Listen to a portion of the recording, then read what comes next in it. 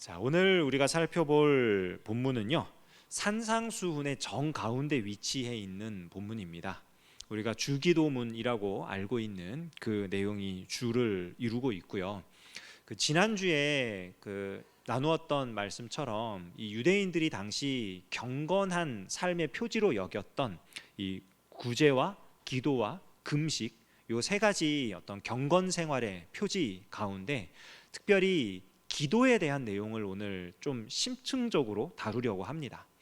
그러니까 이런 종교적인 행위들이 사람들에게 보이려고 하면 그냥 그것으로 그 상이 끝난다라고 지난주에 말씀을 드렸어요. 그러니까 사람들이 보고 저 사람 참 경건하구나, 저 사람 참 구제 많이 하는구나, 저 사람 참 기도 많이 하는구나, 저 사람 참 금식 잘하는구나, 이러면서 그냥 그것 자체로 그냥 끝난 거라고 그랬어요. 그게 이미 상을 받은 겁니다. 그 이후에 올 어떤 하나님과의 깊은 관계나 하나님을, 예수님을 닮아가는 모습이나 어떤 그런 참된, 그런 우리가 정말 이거는 복이고 은혜고 상급이다라고 부를 만한 것은 기대할 수 없다라고 말씀을 드렸는데, 오늘 특히 이 기도에 관련해 가지고는요, 그 중심을 우리가 좀 깊이 들여다볼 필요가 있어요. 먼저 이 기도 중에 잘못된 기도가 뭐냐 대체. 그러니까 뭔가를 올바로 하기 위해선 올바르지 않은 게 무엇인지 좀 알아야 되잖아요. 물론 이제 올바른 것만 알면 되긴 합니다. 그러나 너무 헷갈리기 때문에 올바른 것처럼 보이는데 올바르지 않은 모습이 있는 거예요.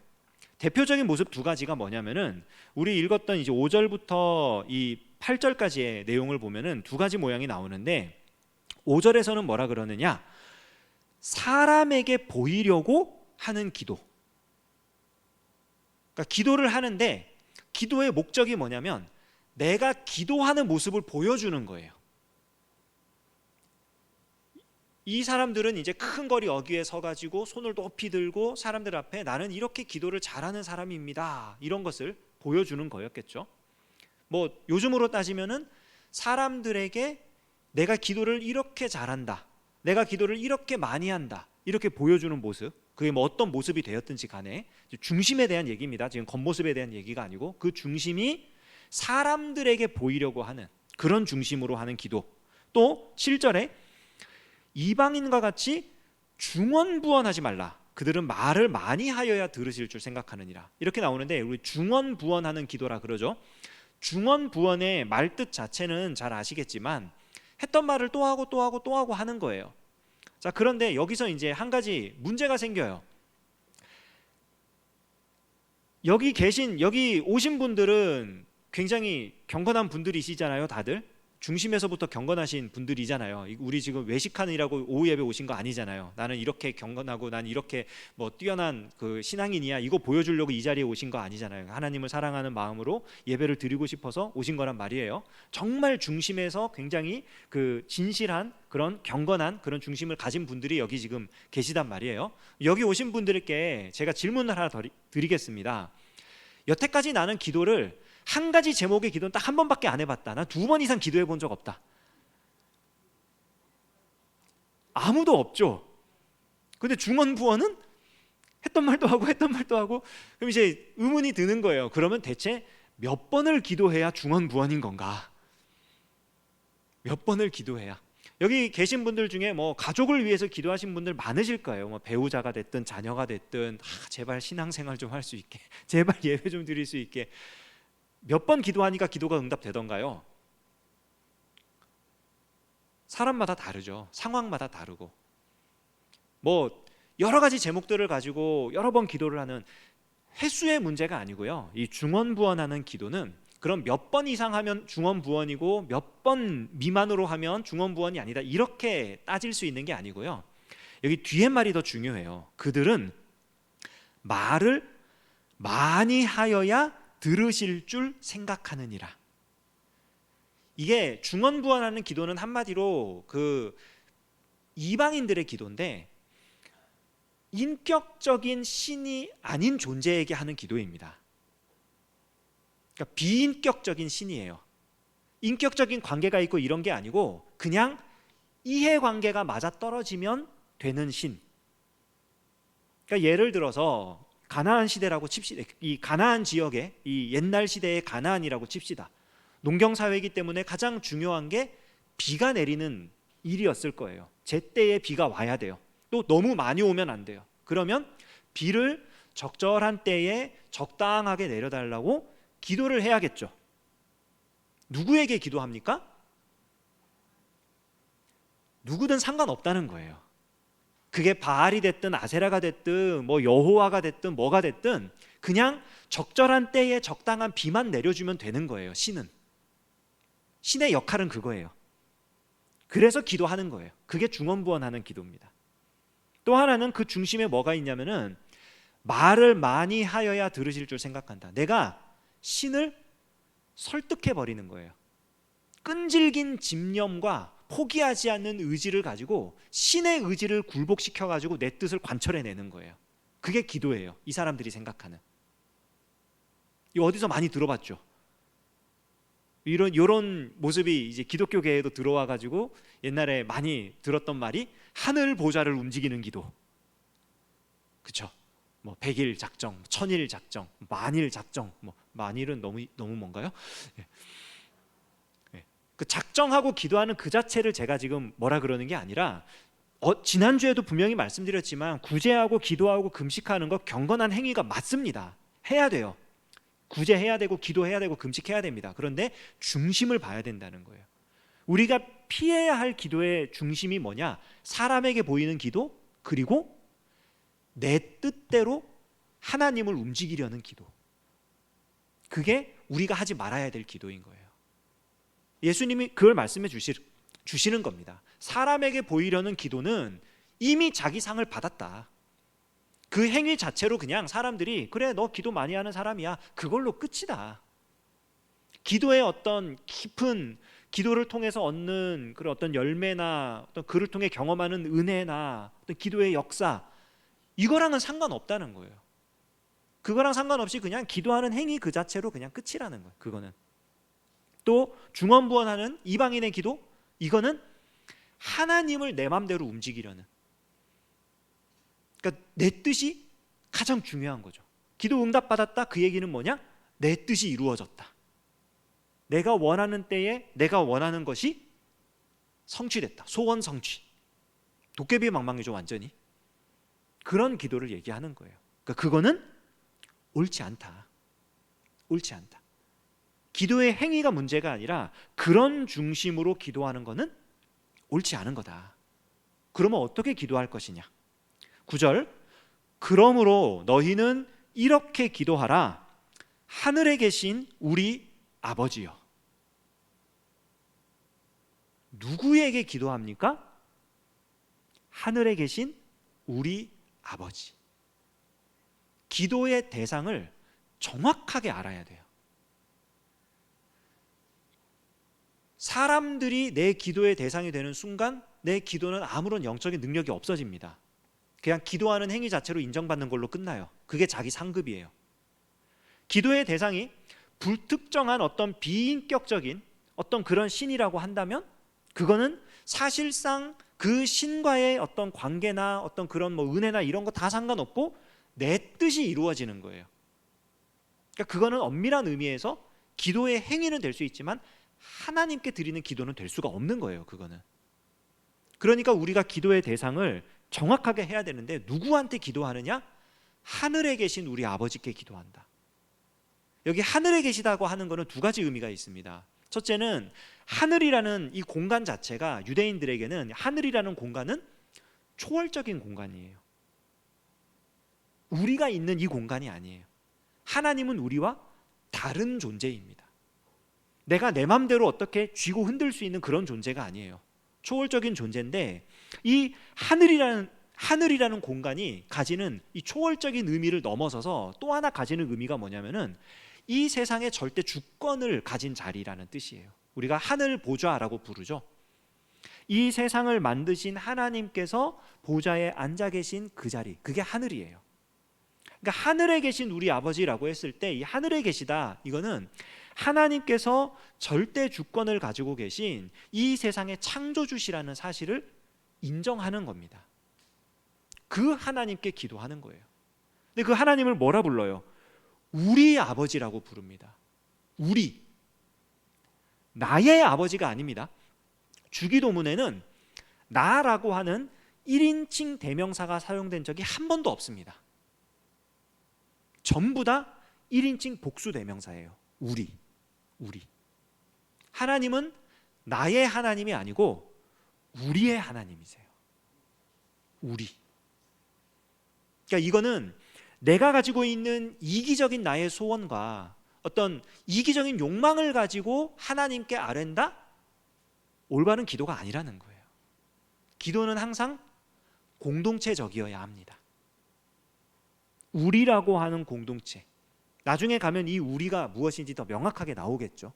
어쨌든 지금 이 문맥상에서는 여기서 말하는 우리라는 것은 하나님 앞에 나온 선택받은 하나님의 백성들 전체를 가리킵니다. 구원받은 하나님의 백성들, 우리를 위한 우리의 아버지께 우리를 위한 기도를 드려야 된다는 거예요. 그리고 그 하나님을 아버지라고 불러요. 창조주시며 우리 공동체의 주인이 되시는데 그분이 우리의 아버지시다. 인격적인 사랑의 관계를 맺는 하나님이시라는 걸 보여주는 겁니다. 그러니까 하나님은 기계적인 분이 아니에요. 우리가 어떤 대상화시킬, 어떤 수단화시킬 그런 존재가 아닙니다. 인격적이신 분이고 그렇기 때문에 우리를 인격적으로 대해 주시는 거예요. 그러니까 그 인격적이신 하나님께 우리가 인격적으로 기도하는 거예요. 대상이 그렇습니다. 대상이. 그러니까 누구에게 기도하느냐, 이게 명확하게 세워지기 전에는요, 사실은 우리가 정말 바른 기도를 하고 있는지 그렇지 않은지 좀 명확하지가 않아요. 우리가 누구한테 기도하고 있는가? 사람들에게 기도하고 있는가? 아니면 어떤 모르는 신, 내 뜻만 이루어지면 되니까 그런 비인격적인 어떤 그런 신에게 기도하고 있는가? 우리의 중심을 돌아봐야 합니다. 하늘에 계신 우리 아버지요. 그리고 그 하나님께, 하늘에 계신 우리의 아버지께 기도할 내용은 크게 두 가지로 나뉘어요. 하나는 하나님을 위한 기도고요, 하나는 우리를 위한 기도입니다. 하나님을 위한 기도라고 하니까 되게 이상하죠. 아니, 하나님 아버지께 기도를 하는데 하나님을 위해서 무슨 기도, 저기 이단 아닌가 싶겠지만 정확하게 보십시오. 여기 9절 뒷부분부터 10절까지 보면요, 이름이 거룩히 여김을 받으시오며 나라가 임하시오며 뜻이 하늘에서 이루어진 것 같이 땅에서도 이루어지이다 라고 되어 있는데, 한글 성경에는 당신의 라고 하는 그 2인칭 그 대명사가 다 생략됐어요. 당신의 이름이, 당신의 뜻이, 당신의 나라가. 그러니까 여기서 말하는 당신이 누구예요? 하나님, 하늘에 계신 우리 아버지예요. 하늘에 계신 우리 아버지의 이름이 거룩히 여김을 받으시오며 하늘에 계신 우리 아버지의 나라가 임하옵시며 하늘에 계신 우리 아버지의 뜻이 하늘에서 이루어진 것처럼 땅에서도 이루어지기를 원합니다. 하나님을 위한 기도죠. 하나님께 기도하는데 하나님을 위해서 먼저 기도하라는 거예요. 이게 하나님의 나라와 의를 먼저 구하는 겁니다. 이 뒤에 나중에 이제 뒷부분에 쭉 나오죠. 그럼 대체 하나님께 기도하면서 하나님을 위해서 기도해, 이게 대체 무슨 말인가? 다른 의미가 아니고요, 여기 하나님의 이름, 하나님의 나라, 하나님의 뜻, 이거는요 하나님의 주권과 섭리, 하나님의 성품, 하나님의 질서, 하나님의 법도, 이런 것들을 나타내는 표현들이에요. 그러니까 하나님의 이름이 거룩하게 여김을 받는다. 하나님의 이름은 사실 변함이 없으십니다. 하나님의 이름은 변함이 없으세요. 누가 어떻게 건드릴 수도 없고 변질시킬 수도 없고 바꿀 수도 없어요. 하나님의 이름은 하나님의 이름 그대로 온전하십니다. 완전하십니다. 영원하십니다. 그런데 그 이름이 거룩하게 여김을 받는다? 그것은 하나님의 하나님 되심이 나타나게 해달라는 뜻이에요. 하나님의 하나님 되심이 나타나면 사람들은 그 하나님을 거룩하신 하나님으로 인정하고 굴복할 수밖에 없죠. 하나님의 뜻, 하나님의 나라 마찬가지죠. 하나님의 나라가 임하시오며, 하나님의 나라가 임한다. 나라라는 것은 무엇입니까? 나라가 구성되는 요소는 국민, 영토, 주권, 이렇게 돼 있죠. 사람 백성들이 있어야 되고 그 살 곳이 공간이 있어야 되고 그리고 그 나라를 다스리는 권세가 있어야 돼요. 그게 나라가 이루어지는 구성 요소입니다. 하나님의 나라는, 하나님의 백성은 누굽니까? 하나님께서 택하신 모든 사람들이에요. 그 작년에 금요기도회 할 때 우리가 교회론에 대해서 한참 말씀을 나누었었는데 기억하시죠? 유형교회와 무형교회 잘 기억하실 겁니다. 무형교회 회원의 수는 늘어요, 줄어요? 무형교회 회원의 수는 변함이 없습니다. 왜냐하면 무형교회라고 하는 것은 하나님께서 택하여 불러내신 하나님의 백성 전체를 가리키는 거기 때문에 그 수는 변함이 없어요. 하나님께서 작정하신 대로, 하나님께서 예정하신 대로 그 인원은 변함이 없어요. 그러면 하나님의 백성, 오케이, 하나님의 백성 다 확보됐어요. 영토, 하나님 나라의 영토에 대해서 생각을 해봅시다. 영토, 하나님, 이 나라, 이 세상 중에서 어디가 하나님의 영토입니까? 전부 다죠. 왜냐하면 이 세상 전체를 하나님이 만드셨으니까. 하나님이 만드셨는데 하나님 거잖아요, 전부 다. 그러니까 영토도 다 문제가 없어요. 그런데 하나님의 나라가 임하게 해달래요. 아니, 영토도 문제 없고 백성도 문제 없는데 대체 하나님의 나라가 하나님의 주권의 문제죠. 하나님의 주권이 임해서 하나님께서 택하신 백성들이 살고 있는 이 땅이, 이 공간에서 하나님의 뜻이 이루어질 수 있도록, 하나님의 법도가 행해질 수 있도록, 하나님의 질서가 지켜질 수 있도록 그렇게 해달라는 기도예요. 하나님의 뜻이 하늘에서 이루어진 것처럼 땅에서도 뭡니까? 하나님의 뜻이 완전하게 완결될 수 있도록 하나님 역사해 달라고. 이것은 사실 하나님을 위한 기도라고 말을 하지만 사실은 이 기도야말로 진짜로 우리를 위한 기도예요. 왜냐하면 하나님의 나라가 임하고 하나님의 주권이 온전히 모든 것을 주관하고 하나님의 뜻이 완전히 이루어질 때 진짜 완벽한 세상이 되는 거잖아요. 하나님께서 기뻐하시는 나라가 되는 것이고 하나님께서 다스리시는 세상이 되는 거잖아요. 그 나라에서 사는 것만큼 행복한 게 어디 있겠습니까? 하나님을 위한 기도라고 말을 하지만, 왜냐하면 표현이 당신의 나라, 당신의 이름, 당신의 뜻 이렇게 하나님에 대한 표현이 나오기 때문에 하나님을 위한 간구라고 말을 하지만 사실상 이게 진짜 우리를 위한 기도예요. 근데 이거는 너무 좀 붕 떠 있는 것 같죠. 너무 천상세계의 일인 것 같습니다, 우리가 생각했을 때. 그래서 예수님께서 친절하게 현실적인 기도를 가르쳐 주시는 거예요. 이어서 그게 우리를 위한 간구입니다. 11절부터 13절까지죠. 근데 우리가 이 11절부터 13절까지를 보면은 흔히 생각할 때 이 기도가 우리의 어떤 그 11절 말씀만 보고서 우리에게 일용할 양식을 주시옵고 라고 하면서 우리에게 일용할 양식, 이게 우리한테 필요한 전부라고 생각을 할 때가 많아요. 그런데 사실 일용할 양식만이 아니고요, 12절에 나오는 서로의 죄를 용서해 주는 것, 그리고 13절에 나오는 시험에 들지 않고 악에서 구원받는 것, 이게요 전부 다 우리한테 필요한 것들입니다. 우리가 이 땅에서 살아가는 데 있어서. 그러니까 우리를 위한 간구는요, 우리의 원함이 아니라 우리의 필요를 구하는 기도예요. 우리에게 필요한 것들, 없으면 안 되는 것들. 일용할 양식 없으면 안 되죠. 이거는 두말하면 입이 아프기 때문에 그냥 넘어갑니다. 일용할 양식 있어야 돼요. 먹어야 삽니다. 하나님이 먹여 살리셔야 우리는 살 수 있어요. 서로 용서하는 것, 이게 우리한테 정말 필요할까? 예, 필요합니다. 왜냐하면 용서가 없으면요 사회가 유지가 될 수 없어요. 우리가 살아가는 사회가, 생각을 해보십시오. 내가 살면서 몇 번이나 용서해봤을까? 내가 살면서 몇 번이나 용서를 받았을까? 정말 기가 막힌 거는요, 자녀를 키워보신 분들은 아마 다 아실 거예요. 자녀들은요 태어나서 뭘 가르쳐 주지도 않았는데 악해요. 거짓말도 잘하고 정말 하여간에 찌질이도 말을 안 들어요. 부모가 자녀를 용서하지 않았으면 살아남을 수가 없는 게 자녀들이에요. 우린 이미 그 은혜를 입고 이만큼 자란 거예요. 어른이 된 사람들은. 어른만입니까? 그 자녀들만입니까? 아니요.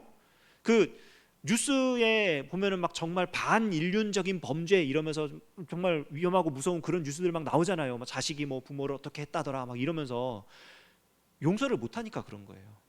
용서가 안 되니까. 남과 남 사이에선 더하죠. 그 마음이. 만약 서로 용서할 수 없다면 힘이 없고 약한 사람은 길거리에 다닐 수도 없어요. 사회가 유지가 될 수가 없습니다. 정말로. 이게 별것 아닌 것 같은데 사실은 정말 중요해요. 서로가 서로를 이해하고 서로를 인정해주고 용납해주는 것. 그래야 사회가 온전하게 굴러갈 수 있습니다. 지금 이 세상이 굴러갈 수 있도록 기도하는 거예요. 그 필요를 위해서. 시험에 들지 않고 악에서 구하시옵소서. 이거는 그냥 영적인 기도 아닌가? 우리 그냥 기독교인으로서 잘 살도록 해주는 그런 기도 아닌가?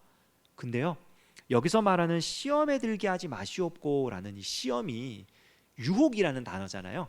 헬라어 원어로 보면은 이 시험이 유혹이거든요. 그러니까 테스트가 아니에요. 템테이션입니다. 영어로 하면은 유혹인데, 유혹이라고 했을 때는요, 반드시 그게 뭐냐면 안 좋은 길로 끌고 가는 게 유혹입니다. 내가 친구가 날 유혹해서 내가 시험 공부를 열심히 해버렸어. 이런 학생은 아무도 없어요. 시험을 앞두고 공부를 열심히 해야 되는데 친구가 유혹을 해가지고 내가 공부를 해버렸어. 없습니다. 친구가 유혹을 해서 내가 PC방을 갔다 왔어. 내가 운동하느라고 시간을 다 써버렸어. 이러죠. 원래 해야 될 거를 하지 못하게 하는 게 유혹입니다.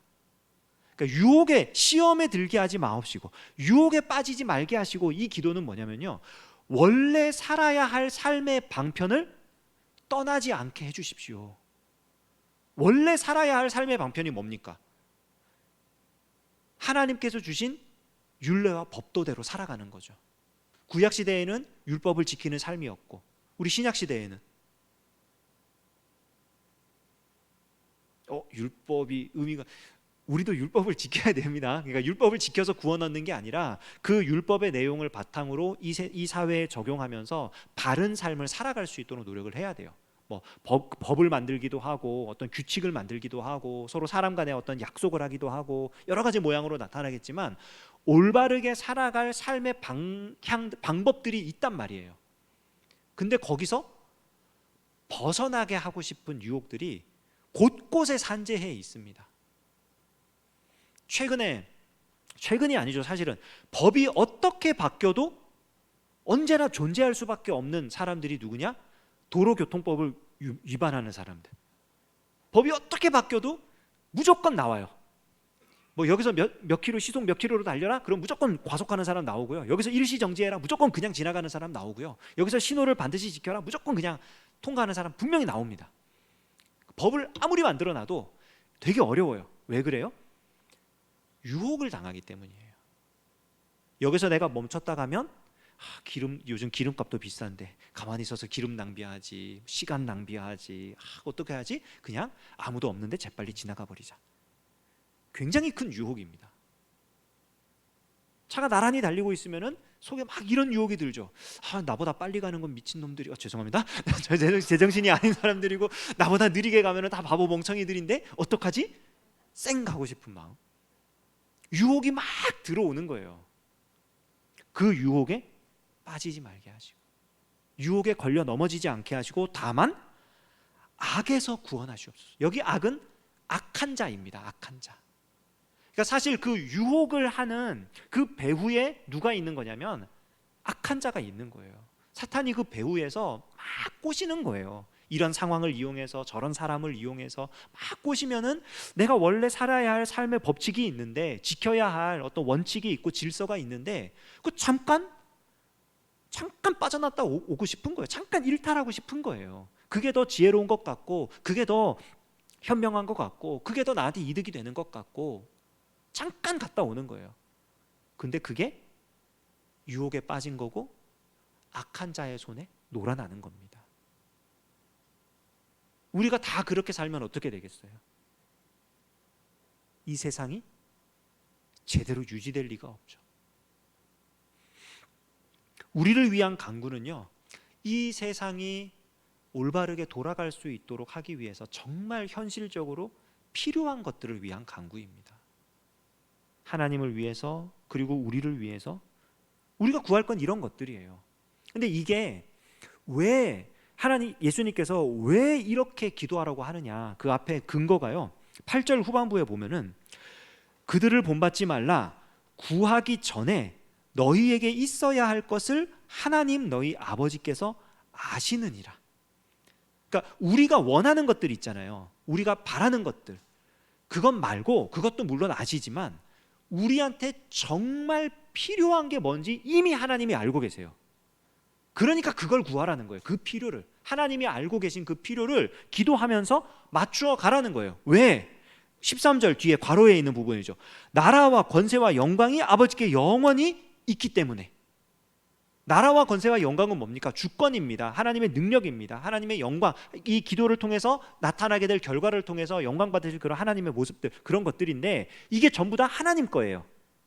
원래 하나님께 속해 있는 거예요. 그러니까 우리는 기도하면서 그 하나님의 나라와 하나님의 권세와 하나님의 영광을 찾아가고 그거를 간접적으로 경험하는 거예요. 아까 말했던 잘못된 기도 두 가지로 얻을 수 있는 것과 바른 기도를 통해서 얻을 수 있는 것과 여러분 어떻습니까? 차원이 다르죠. 잘못된 기도를 통해 얻을 수 있는 것은 그저 내가 기도하는 사람이다, 사람들한테 인정받는 것, 내 뜻이 이루어졌다, 내 소원이 성취되었다, 자기 만족, 이게 다예요. 근데 예수님이 가르쳐 주신 대로 기도하면 하늘에 계신 우리 아버지께 하나님의 나라를 위해 기도하고 우리를 위해 기도하고 그런 필요를 위해서 기도할 때 하나님께서 이 세상을 다스리시고 하나님께서 모든 걸 할 수 있는 능력이 있으시고 하나님만이 홀로 영광 받으실 유일한 분이라는 것을 경험한다는 거예요. 기도를 통해. 놀랍잖아요. 하나님의 일에 동참하는 거잖아요. 얼마나 놀랍습니까? 그러니까 기도는 그냥 내 소원을 이루는 수단이 아니에요. 기도는 하나님의 일에 동참하는 은혜의 통로입니다. 그래서 이렇게 기도를 하게 되잖아요. 기도를 쭉 이렇게 하게 되면 얻게 되는 가장 큰 유익이 뭐냐면요, 내 뜻이 이루어졌다, 내 기도 응답 받아서 소원이 성취됐다, 그게 아니에요. 그거는 잘못된 기도의 결과일 뿐이고요. 물론 뜻이 이루어졌다고 해서 그게 다 나쁘다는 얘기가 아닙니다. 오해는 하지 마시고 중심에 대한 얘기예요. 중심에 대한. 기도를 바르게 기도를 하게 되면요, 얻게 되는 가장 큰 유익이 뭐냐면요, 하나님을 알고 하나님의 일에 동참하게 된다는 거예요. 이거는 우리가 이루어낼 수 있는 게 아닙니다. 정말로. 기도를 특권이라고 부르는 이유가 여기에 있어요. 하나님의 일에 동참하는 거예요. 그리고 이렇게 하나님의 일에 동참하잖아요. 그러면요, 자연스럽게 우리의 태도가 변합니다. 태도가 어떻게 변하냐면요, 한 가지 예를 성경에서 찾아서 알려드릴게요. 민수기 12장을 보시면요, 민수기는 재밌으니까 한번 읽어보십시오. 참 재밌는 이야기들이 많이 기록되어 있는데, 민수기 12장에 보면 모세가 이제 이스라엘 백성들을 이끌고 광야 생활을 할 때예요.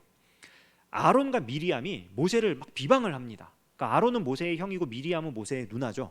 근데 이 두 사람이 모세를 막 이제 그 동생을, 이미 80 넘었지만 그래도 동생은 동생이니까 막 이제 뭐라고 하는 거예요. 비방의 내용은 뭐냐면은 그 모세가 이방 여인을 취했다.